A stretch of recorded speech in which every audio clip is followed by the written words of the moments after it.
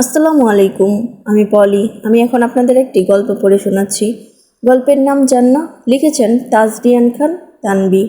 পর্ব 7 থেকে 9 পর্যন্ত সবগুলো একসাথে পড়ে শোনাচ্ছি। শান্ত, স্থির, নিষ্কম্প দৃষ্টিতে বসে আছে জান্নাহ। এর সেই চির আকাঙ্ক্ষিত সুদর্শন পুরুষটি তার বুক চিরে গড়িয়ে পড়া উষ্ণ লহর দিকে তাকিয়ে আছে জান্নাহ। তার তার দু চোখ বেয়ে গড়িয়ে পড়ছে শীতল নোনতা জলের প্রস্রবণ। জান্নাহ এর নির্বিশেষ আঁখি চাইছে থেমে যাক এই সময়, থেমে যাক এই ধরা। তার প্রাণ তারই থাক। এই প্রাণকে নিজের করে পাওয়ার জন্য জান্নাহ দুনিয়ার সবচেয়ে ভয়ঙ্কর খেলা খেলেছে। তাহলে তার প্রাণ কেন তার হতে পারল না? জান্নাহ এর প্রাণ আজ কথা বলছে না। সে শুধু তার হৃদমোহিনীকে দেখছে। একটু পরেই তাকে তার দুই চক্ষু মোদন করতে হবে। গলায় শ্বাস আটকে আসে। নিজের অজান্তেই চোখের কুণ্ডে ঝরছে শ্রাবণের ধারা, কিন্তু মুখে ঔজ্জ্বল্য, ঠোঁটে সেই ভুবন ভুলানো স্মিত হাসি। তার চোখ আবদ্ধ তার প্রাণনাশিনীকারিণীর ওই পদ্মলোচন আঁখিতে, যার হিংস্রতা আজ তার ভালোবাসাকে হার মানিয়েছে। জান্নাত তার ছুরিটা আরেকবার তার প্রাণের বুকের বাপাশের সেই কম্পিত নরম যন্ত্রটার উপর ঢুকিয়ে দেয়। গল গল করে মুখ ভর্তি রক্ত বমি করে তার প্রাণ। জান্নাহ এর প্রাণ আত্মা কেঁপে ওঠে। তার প্রাণ তাকে ছেড়ে যেতে পারে না, কখনোই না। ধরফরিয়ে উঠে বসে জান্নাহ। তার হাত পা কাঁপছে, কান দিয়ে যেন ধোঁয়া বের হচ্ছে, কপাল বেয়ে ঝরছে ঘাম। হাঁপড়ের মতো ওঠানামা করছে তার বুকটা। গলা শুকিয়ে কাঠ হয়ে আছে। ঘন ঘন নিঃশ্বাস পড়ায় তার শ্বাস যেন বন্ধ হয়ে আসছে। বিছানা থেকে নেমে জগ থেকে গ্লাসে পানি ঢেলে ডক ডক করে গিলে নেয়। ধাতস্থ হয়ে বিছানায় বসে জান্নাহ। তার চোখে মুখে অবিশ্বাস্য অনুভূতি। এমনটা হতে পারে না, কিছুতেই না। বড় বড় নিঃশ্বাস নিচ্ছে জান্নাহ। সে কোনোভাবেই তার প্রাণকে আঘাত করতে পারে না। এই স্বপ্ন কখনো সত্যি হতে পারে না। আচমকা বজ্রপাতের আওয়াজ শুনতে পায় জান্নাহ। বাইরে ঝুম বৃষ্টি শুরু হয়েছে। জান্নাহ এর মনের গহীনেও ঝড় শুরু হয়েছে। সে এখনও কাঁপছে। তার প্রাণকে আঘাত করার কথা সে ভুলেও ভাবতে পারে না। দ্রুত পায়ে বারান্দায় আসে জান্নাহ। বারান্দার গ্রিলের ট্রান্সপারেন্ট নামিয়ে দেয়। এতে করে বারান্দা আর ভিজবে না। মফস্বলে এমন ডুপ্লেক্স বাড়ি খুব কম দেখা যায়। জান্নাতের বারান্দায় গোলাপ, কচমচ, ভেলি আরও নানা রকমের ফুল গাছ লাগানো। বারান্দায় দিবানের কাছে একটা কৃত্রিম পদ্মফুলের ঝাড় রাখা। জান্নাহ দুটো মোমবাতি বাসিয়ে দেয় সেই পানিতে। নিবু নিবু তার আলো। বাইরের বৃষ্টির ঝুমঝুম আওয়াজ আসছে জান্নাহের কানে। খানিক পর পর মৃদু মৃদু বিদ্যুতের ঝলকানি, তা অস্পষ্ট। জান্নাহ একটা ডায়েরি নিয়ে দিবানের উপর বসে। একটা জলচকিতে তা রাখে। মোমবাতির ঈষৎ হলদে আর লালচে আলোয় জান্নাহ তার ডায়েরির লেখাগুলো স্পষ্ট দেখতে পায়। অনেক আগে থেকেই ডায়েরি লেখার অভ্যাস। জান্নাহ এর নিজের একাকিত্ব কাটানোর সবচেয়ে সহজ উপায় এইটা তার কাছে। বৃষ্টির তোড়ে মৃদু হিমেল হাওয়া ছুঁয়ে যাচ্ছে জান্নাহকে। আজ অনেকদিন পর জান্নাহ তার প্রাণকে নিয়ে লিখবে। আজকাল সময়ই হয় না তার। নিজের বিবাহিত জীবন সামলে হাঁপিয়ে ওঠে জান্নাহ। ফুস করে একদম ফেলে সে। কলমটা হাতে নিয়ে আবারও সেই স্বপ্নের কথা ভাবে জান্নাহ। শ্বাস রুদ্ধ হয়ে আসে তার। কি বীভৎস! জান্নাহ লেখা শুরু করে। বাতাস একটু বাড়তেই তা ট্রান্সপারেন্ট ছাপিয়ে যায়। কেঁপে ওঠে মোমবাতির আলো। জান্নাহ দীর্ঘশ্বাস ফেলে। প্রিয় প্রাণ, বর্ষণমুখর এই নিকষ কৃষ্ণরাতে আমার পাখোয়াজ মন আপনারে শুধায়। প্রাণ, একবারও কি মনে পড়ে না আমায়? এতটা কাল, এতটা দিন যে সুখের প্রত্যাশায় আমি আপনার পথ চেয়ে নিরভিমান অপেক্ষামান। আমার এই অপেক্ষার অবসান কি এই জন্মে আর হবে না? আপনার ওই নিটল আখির নির্বিশেষ চাহনি আমায় যে নিঃশেষ করে প্রতিটি ক্ষণে ক্ষণে। আপনার ওই পালকজোড়া হাসি আমার হৃদযন্ত্রে তোলে ঝড়। আমার পূজনীয় প্রাণেশ্বর, আবার অবচেতন মনের অধিরাজ, যার প্রতিটি ছোঁয়ায় আমার কমলাঙ্গ দেহ সুখের বন্যায় ভাসে। দেখা কি হবে না আমাদের এই জনমে? আমার হৃদয়রাজ, এক এক নিশি সমাগম বেলায় আপনার আর আমার প্রথম দেখা। সেই প্রথম দেখায় আমার কি যে হলো আমি আজও বুঝতে পারিনি। আপনার ওই অধর পল্লবের অনুরণন আমার সমস্ত দেহপিঞ্জরের ঝংকার তোলে। আমি অবদমন করি আমার সেই তৃষ্ণাকে, যা আমার সারা দেহকে নিশ্চেতন করে দিচ্ছে। আমার নয়নাশার কি আপনার চোখে পড়ে না প্রাণ? তাহলে কেন বাস্তব জীবনে আমি আপনার দেখা পাই না? আমার সত্তা তন্ময় তন্ময় হয় একবার আপনার দেখা পেতে। যেমনটি আমি ভেবেছি ঠিক তেমনটি। আমার নির্বিশেষ আকাশের নবারুণ আপনি, যার কমল স্পর্শে শুরু হয় আমার দিন। আমার চাতক মন খুঁজে আপনায় বৈকালের ওই নিবন্ত প্রত্যাকারের নিমিষ আখিতে। কবে দিবেন দেখা? কবে করবেন আমায় আপন? আমি আপনারই প্রতীক্ষায় কাটাই অজস্র প্রহর। আপনি আসবেন তো প্রাণ?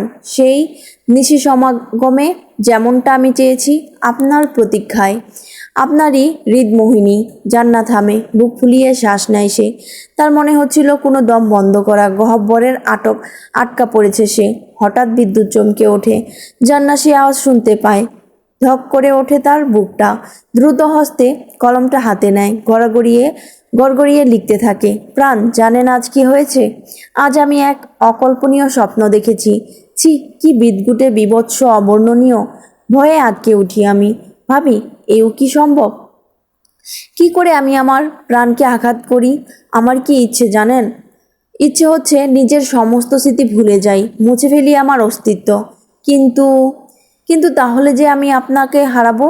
আপনাকে আমি হারাতে পারবো না প্রাণ। কোনো একদিন তো আপনি সত্যি হয়ে আসবেন। আমি সেই আশায় পথ চেয়ে থাকবো আপনার, আমার অন্তিম শ্বাস পর্যন্ত। জান্না বেশ কিছুক্ষণ নীরব থাকে। মোমবাতির আলোয় তার ছায়া পড়ছে লম্বভাবে দেয়ালে। তা দেখেই হেসে ওঠে জান্না। ফু দিয়ে আদো জ্বলন্ত মোমবাতির শিখা নিভিয়ে ফেলে সে। ঘরে এসে বিছানায় উঠে বসে। মনের উটাচন উচাটন কমেনি।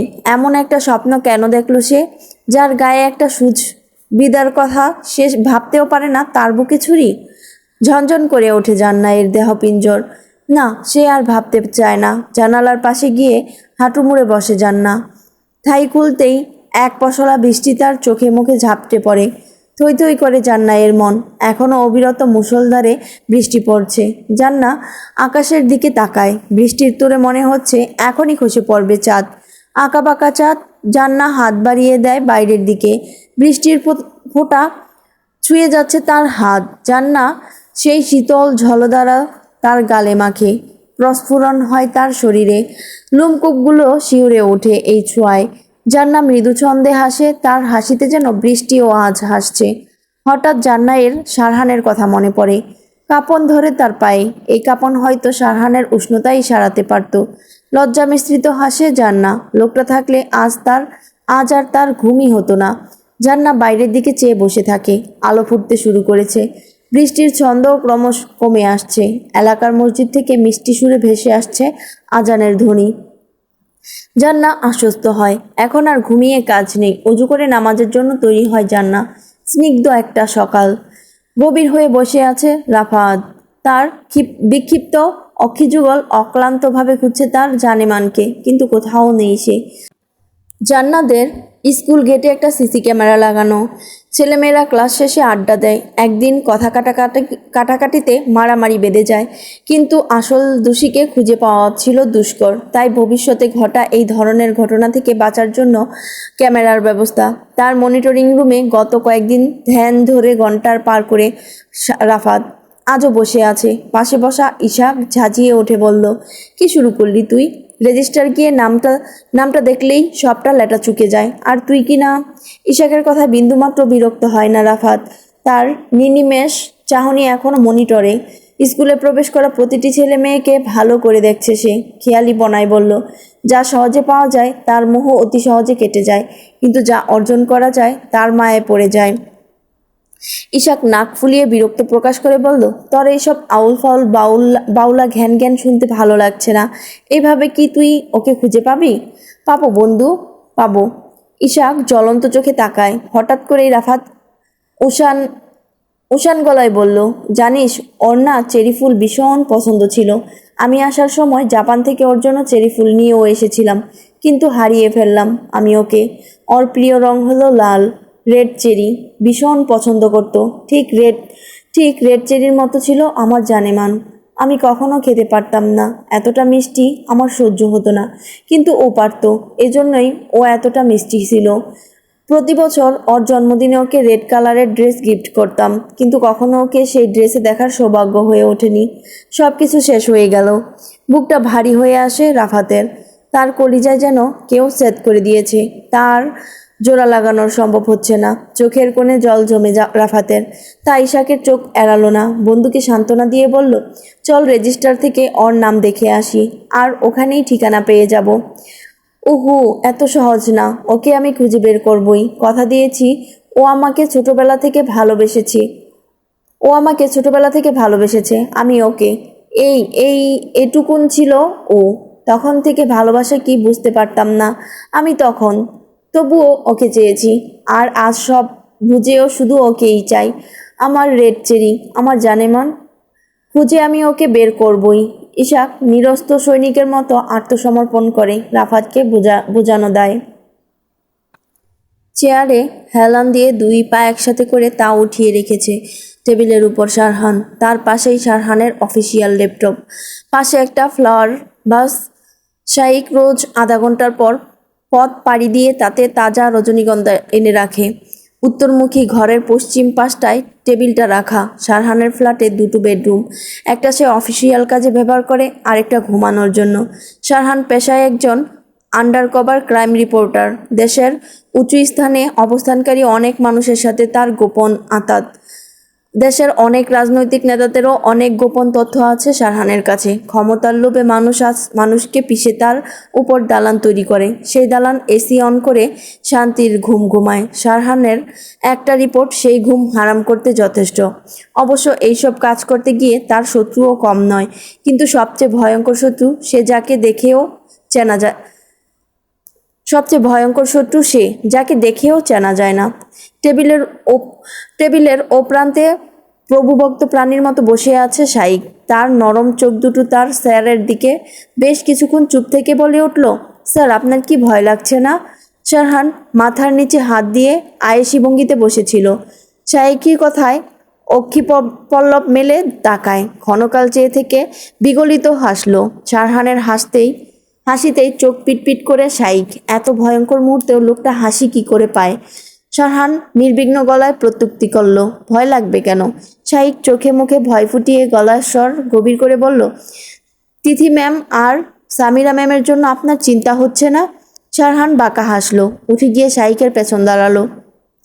পাশে থাকা জানালা দিয়ে হুড়হুড় করে বাতাস ঢুকছে, আর তাতে শারহানের সিল্কি চুলগুলো উঠছে। শাহিক সামনে থাকা মিররের তাকায়। কেমন অদ্ভুত দৃষ্টি দিয়ে তাকিয়ে আছে শারহান। শাহিক ঘাবড়ে যায়। লোকটার এই অদ্ভুত দৃষ্টিতে ভীষণ ভয় করে তার, যেন শরীর হিম হয়ে আসে। শারহানের দৃষ্টি দেখে কখনো বোঝার উপায় থাকে না একটু পর সে কী করতে চলেছে। যে কোনো অপ্রস্তুত বা ভয়ঙ্কর মুহূর্ত অত্যন্ত স্বাভাবিকভাবে নিজেকে সামলে নেওয়ার কঠিন ব্যক্তিত্বের পুরুষ শারহান, কিন্তু তার ওই চোখ খেপা নেকড়ের চেয়েও ভয়ঙ্কর, হিংস্র, তীক্ষ্ণ আর তাণ্ডবপূর্ণ। শাইক ভেবে পায় না, এই যে নরম চোখের চাহনিতেই তার রক্ত চলাচল বন্ধ হয়ে যায়। সেই চোখের চাহনিতে মেয়েরা প্রেমে কি করে পড়ে? শাইকের কাঁধে হাত রেখে হালকা ঝুঁকে মিররে সরল দৃষ্টি রেখে অত্যন্ত স্বাভাবিক গলায় শারহান বলল, যে নেই তাকে নিয়ে চিন্তা করে যে আছে তাকে অপমান করার কোনো মানে হয় না। শাইক ফাঁকা ঢোক গিলে। তিথি আর সামিরা শারহানের তথাকথিত গার্লফ্রেন্ড। গত 4 মাস আগে তিথি আর ঠিক তার 2 মাস পর সামিরা খুন হয়। নিজেদের বাড়িতেই খুন হয় তারা। বেচারিরা মরেও শান্তি পায়নি। যে বা যারা খুন করেছে শরীরকে কয়েক টুকরো করে ফেলেছে। শারহান একবারই দেখতে গিয়েছিল, তারপর বেমালুম ভুলে যায় তাদের কথা। সবচেয়ে আশ্চর্যের বিষয়, 2 জন খুন হওয়ার কিছুদিন আগেই একটা করে চিঠি এসেছিল শারহানের অফিসে। অবশ্য শারহান তা পায় তার 2 দিন পর। কাজে ব্যস্ত ছিল সে চট্টগ্রামে।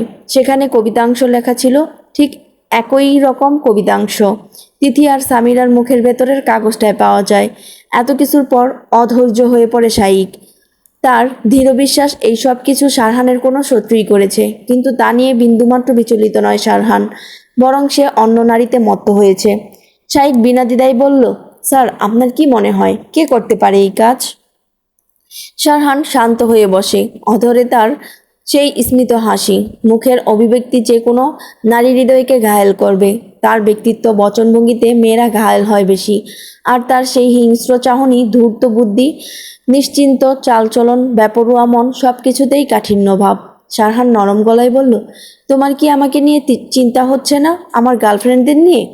নাউজুবিল্লা স্যার, এক গার্লফ্রেন্ডে সামলাইতে পারি না, তার উপর। শাইখ তার কথা শেষ করল না। রহস্য হাসে সারহান।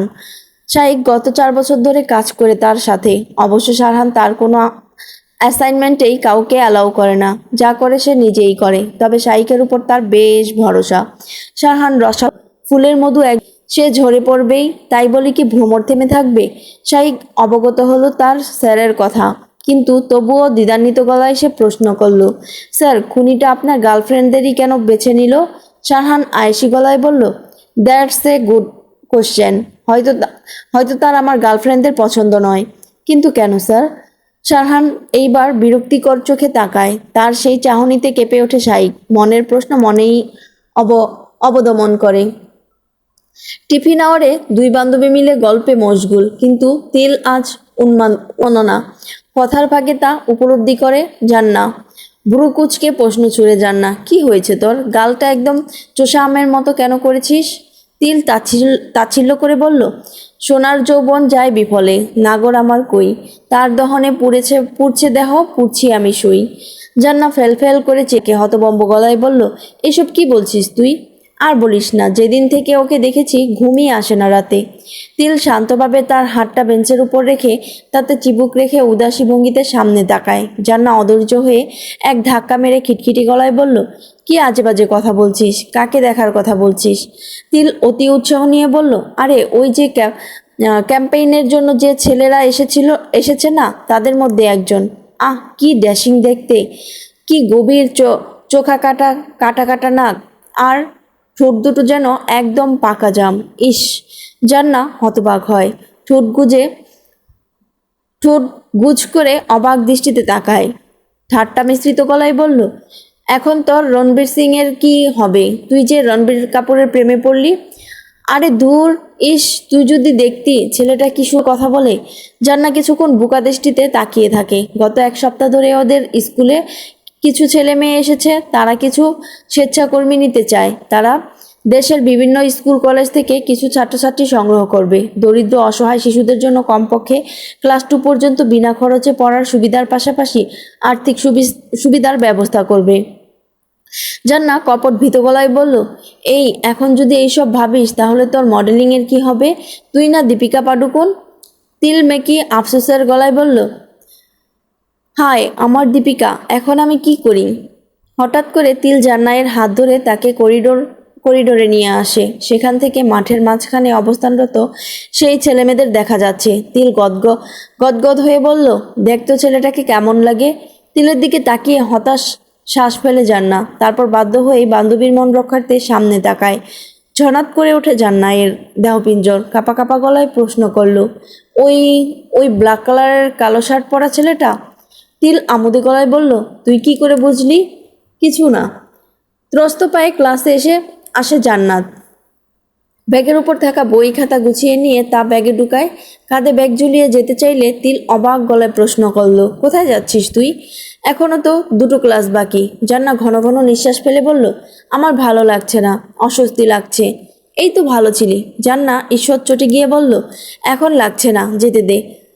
ম্যাগনোলিয়া ম্যামের ক্লাস আছে, জানি যা হবার হবে। দারোয়ান যেতে দিবে না, রতন স্যারকে বলেই যাব। ততস্থ হয়ে ক্লাস থেকে বের হয় জান্না। থরথর করে কাঁপছে তার শরীর, ভয়ে গলা শুকিয়ে গেছে। অতি উত্তেজনা, শ্বাস নিতেও কষ্ট হচ্ছে। সিঁড়ির কাছে যেতেই ধাক্কা খায় রাফাদের সঙ্গে। শ্বাস আটকে নেকাবের মধ্য থেকে প্রশস্ত 2 চোখ দিয়ে তাকিয়ে থাকে রাফাদের দিকে। ধাক্কা লাগায় অপ্রস্তুত হয় রাফাত। অনুযোগের গলায় বলল, আই এম সরি। জান্না কোনো কথা বলল না। রাফাতকে পাশ কাটিয়ে দ্রুত পায়ে নিচে নেমে যায়। রাফাত নির্নিমেষ তাকিয়ে থাকে জান্নায়ের যাওয়ার পানে। আচমকা বাঁকা হাসে রাফাত। ইশাক উৎসুক গলায় জিজ্ঞেস করে, হাসছিস যে? এইবার পুরো অদর সরিয়ে হাসে রাফাত। রসালো গলায় বলল, চল, তোকে আজ বিরিয়ানি খাওয়াবো। বিরিয়ানি? ইয়েস, মানুষের মাংসের বিরিয়ানি। বিকেল গড়িয়ে সন্ধ্যা হতে চলল। পশ্চিমা দেশ কমলা রঙের আভায় রাঙানো। প্রভাকর যেন এখন জ্বলন্ত অগ্নিকুণ্ড, তার চারপাশে লাল আভা ছড়াতে শুরু করলো। ধীরে ধীরে কমলা রঙের আভা রক্তিম আভায় লীন হয়ে যায়। বেশ কিছুক্ষণ গনগনে উনুনের মতো জ্বলতে থাকা সূর্য ধীরে ধীরে কালচে নীলাভ আকাশে প্রলীন হতে থাকে, ঢেকে যেতে থাকে দিনের মায়া রাতের ছায়ায়। ছাদের দড়িতে নেড়ে দেওয়া কাপড়গুলো রোদে শুকিয়ে কড়কড়ে হয়ে আছে। জান্নাত তার বাঁ হাতের উপর একটা একটা করে কাপড় নিচ্ছে। কাপড় নেওয়া শেষে ঘুরে তাকাতেই তার সামনে জাবিনকে দেখতে পায়। স্থির জাবিনকে হঠাৎ দেখে চকিত হয় জান্না। জাবিনকে পাশ কাটিয়ে আসতে গেলেই জান্নায়ের হাত চেপে ধরে জাবিন। জান্না শিউরে ওঠে, ঝামটা মেরে হাত সরিয়ে তপ্ত গলায় বলল, জাবিন, কতবার বলছি না এমন করবে না, একদম স্পর্শ করবে না আমাকে। জাবিন থমথমে গলায় বলল, কেন শুনছো না তুমি আমার কথা? কেন চলে যাচ্ছ না শারহানকে ছেড়ে? জান্নাত শাসিয়ে উঠে বলল, ছি, বড় মানুষের নাম ধরে বলতে লজ্জা করে না তোমার? সে তোমার মামা হয় জাবিন। জাবিন তাচ্ছিল্য গলায় বলল, ওই শারহানকে নিয়ে তোমার ভাবতে হবে না, তুমি চলে যাও এখান থেকে। শারহান তোমার যোগ্য নয়, তুমি এর চেয়েও ভালো ডিজার্ভ করো। জান্না ফুসফুস করে বিয়ের আগে যখন জান্নাদের বাড়িতে যায় জাবিন, তখন থেকেই দুজনের একটা বন্ধুত্বপূর্ণ সম্পর্ক তৈরি হয়। কিন্তু জাবিন কিছুতেই চায়নি শারহানের সাথে জান্নায়ের বিয়ে হোক। শারহানকে ছোটবেলা থেকেই সহ্য করতে পারে না জাবিন। এই বাড়িতে আসার পরও জান্নায়ের সাথে খুব ভালো সম্পর্ক ছিল জাবিনের, কিন্তু একদিন এমন কিছু হলো যা জান্নাকে বলার পর থেকে দুইজনের কথা বলা বন্ধ হয়ে যায়। জাবিন মনে প্রাণে চায় জান্না এই বাড়ি ছেড়ে শারহান থেকে অনেক দূরে চলে যাক। জাবিনের কথার প্রত্যুত্তরে ক্রোশ ভরা কণ্ঠে জান্না বলল, এতদিন শারহানকে আমি কিছুই বলিনি, কিন্তু এইবার বাড়ি আসলে আমি ঠিক বলবো। তুমি তার নামে আমাকে বাজে কথা বলেছ। আমি যা বলেছি সব সত্যি। জান্না, চলে যাও তুমি শারহানকে ছেড়ে, একদম চুপ, আরেকটা কথাও বলবে না তুমি। সিঁড়ি বেয়ে দৌড়ে যাচ্ছে জান্না। অন্তরা সামনে পড়তেই পায়ের গতি শিথিল করে সে।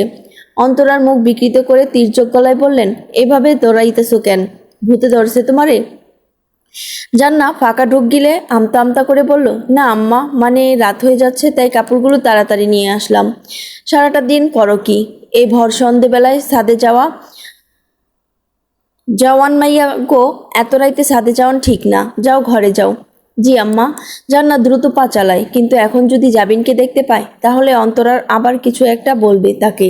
তাই ঘরে গিয়ে দরজা লাগিয়ে থম মেরে বসে থাকে সে। জাবিন তখন আর নিচে নামলো না। অন্তরা সিঁড়িধার থেকে রান্নাঘরের দিকে গেলে নরম পায়ে ছাদ থেকে নেমে আসে জাবিন। মোবাইলের স্ক্রিন ঝুম করে জান্নাকে দেখছে শারহান। আজকাল বড্ড মনে পড়ে মেয়েটাকে। শরীরের চেয়ে মনটাই তাকে টানে বেশি। হাতের বুড়ো আঙ্গুল দিয়ে জান্নায়ের ঠোঁট, গলা, বুক ছুঁয়ে যাচ্ছে শারহান। নির্নিমেষ চাহনি তার বিপরীত দিকের কাউচে বসে আছে সৃজা। শারহানকে এমন গম্ভীর দেখে বলল, কিছু ভাবছো? শারহান বেখেয়ালিপনায় অস্পষ্ট স্বরে বলল, জান্নাকে ভাবছো? রহস্য হাসে শারহান। তার দিকে ভ্রুকুচকে তাকায় সৃজা। শারহানকে বোঝা দুঃসাধ্য। সরল গলায় সৃজা বলল, এত মনে পড়লে ওকে নিয়ে আসো এখানে, সব সময় তোমার কাছে থাকবে। মোবাইলটা নামিয়ে সৃজার দিকে গাঢ় দৃষ্টি নিক্ষেপ করে শারহান। সৃজা এনজিওতে একটা ফাংশন করবে বলে তার অ্যারেঞ্জমেন্ট দেখছে। শারহান উঠে গিয়ে সৃজার কাছে গিয়ে দাঁড়ায়। শারহানকে কাছে আসতে দেখে উঠে দাঁড়ায় সৃজা। এক ঝটকায় সৃজার কোমর চেপে ধরে তাকে নিজের বুকে নিয়ে নেয় শারহান। গভীর চুম্বনে লিপ্ত হয় দুজন। একে অপরের মাঝে গভীরভাবে মত্ত হতেই দরজায় করাঘাত করে শাইক। দাঁতে দাঁত চেপে খেপে উঠে দাঁড়ায়। শারহান নিজেকে ঠিক করে নেয়। সৃজা দরজা খুলেই প্রদীপ্ত গলায় শারহান বলল, হোয়াট দ্য হেল? এখন কেন এসেছ? শারহানের ধমকে রুদ্ধবাক হয়ে যায় শাইক। তার কপাল বেয়ে ঘাম ঝরছে, হাঁপাচ্ছে সে। ভীত সম্ভ্রান্ত শাইক ভয়াতুর গলায় বলল, স্যার, একটা জরুরি কথা ছিল। শারহান কাঠখোট্টা গলায় বলল, ভেতরে এসো। শারহান থমথমে গলায় প্রশ্ন ছুড়ে, তুমি কি করে জানলে আমি এখানে? আপনার ফ্ল্যাটে গিয়েছিলাম স্যার, আর আজ তো বৃহস্পতিবার, তাই ভাবলাম আপনি এখানেই আছেন। সৃজা উঠে দাঁড়িয়ে বলল, তোমার তোমরা কথা বলো, আমি তৌহিদের সাথে কথা বলে আসছি। সৃজা যাওয়ার পানে গভীর দৃষ্টিতে তাকায় শাহিক। মেয়েটাকে তার ভদ্র আর সুশীল মনে হয়, কিন্তু শারহানের সাথে সুশীল মেয়েদের আনাগোনা কম। বড় কথা, সুশীল মেয়েরা শারহানের সান্নিধ্যেই সুশীলতাহীন হয়ে যায়। তবে তার খটকা ছিল এতদিন, কিন্তু আজ সৃজাকে দেখে শাইক নিশ্চিত হলো বদ্ধদ্বারের ভেতর কিছু তো একটা চলছিল। শাইক ফোঁস করে এক শ্বাস ফেলে। শারহানকে সে বুঝতে পারে না, একদমই না। শারহানের কঠিন গলায় হুঁশ ফিরে শাইকের। উষ্ণ গলায় শারহান বলল, বলো কি বলবে? শাইক ঘন ঘন কয়েকটা শ্বাস নিল, তারপর অতি উৎকণ্ঠার সাথে বলল, স্যার, তিথি আর সামিরা ম্যামের কেসটা সিবিআইকে হস্তান্তর করেছে। বিগলিত হাসলো শারহান, তীর্যক গলায় বলল, সে তো পুরনো খবর, নতুন কি সেটা বলো। শাইক ভীত গলায় বলল, স্যার, এইবার সামিরা ম্যামের বাবা পার্সোনাল ডিটেকটিভের কাছে কেসটা দিয়েছে। শারহান তাচ্ছিল্যপূর্ণভাবে বলল, তো সেই ডিটেকটিভ আর কেউ নয়, বিখ্যাত ডিটেকটিভ ইহতিশাম। খলখল করে হেসে ওঠে শারহান, রসালো গলায় বলল, ইহতিশাম? রিয়েলি? স্যার, আপনি হাসছেন? আজ পর্যন্ত একটা কেসও ফল করেনি তার। আপনার মনে আছে কয়েক বছর আগে উত্তরার নিজ বাড়িতে বিশিষ্ট ব্যবসায়ী আলফাজ খান খুন হয়েছিল? সেই কেসটাও ইহতিশাম সলভ করেছে। বেচারা আলফাজ নিজের মেয়ের হাতেই খুন হয়েছিল। শারহান মৃদু হাসল। শাইক বোলা দৃষ্টিতে তাকিয়ে আছে। এই লোকটাকে সে কিছুতেই বুঝে না। উদ্বেগ ভরা কণ্ঠে শাইক আবার বলল, স্যার, যদি ইহতিশাম জানতে পারে তারা আপনার গার্লফ্রেন্ড ছিল তাহলে তো। শারহান দারাজ গলায় বলল, বাঘ দেখেছো? পুরুষ বাঘ নাকি খিদের জ্বালায় নিজের সন্তানকেও খেয়ে ফেলে। শারহানের কথায় হতভম্ব শাইক আহত নয়নে তাকিয়ে থাকে। সে কিছুই বুঝতে পারল না। শাইকের ভয় কমানোর জন্য বলল, don't worry Shaik, just relax. But sir, Sarfaraz মাহমুদের কোনো খোঁজ পেলে? উপস, ভুলেই গিয়েছি, তিনি আপনাকে দেখা করতে বলেছেন। তাই নাকি? কবে? জি, কালই। ওকে। শাইক এখনও আশ্বস্ত হতে পারল না। তার মস্তিষ্ক জুড়ে খেলছে শারহানের কথা। ক্ষুধার্ত বাঘ নিজের সন্তানদের বক্ষণ করে, এই কথায় কি বোঝাতে চায় সে?